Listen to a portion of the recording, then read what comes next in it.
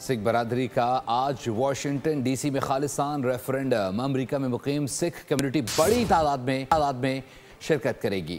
Referendum سکھ community کے اس عزم کا ثبوت ہے کہ وہ پرامن اور جمہوری انداز میں اپنے حقوق خود ارادیت کو دنیا کے سامنے اجاگر کر رہی ہے۔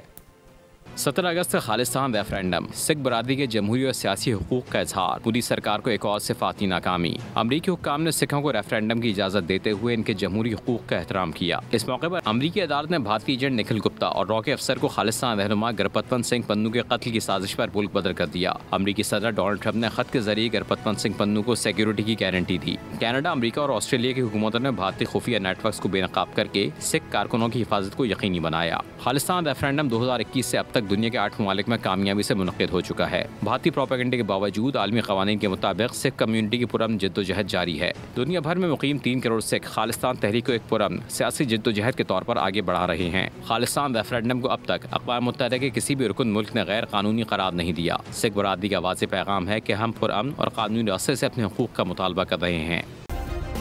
سبسکرائب کریں اور بیل دبائیں تاکہ کوئی خبر رہ نہ جائے۔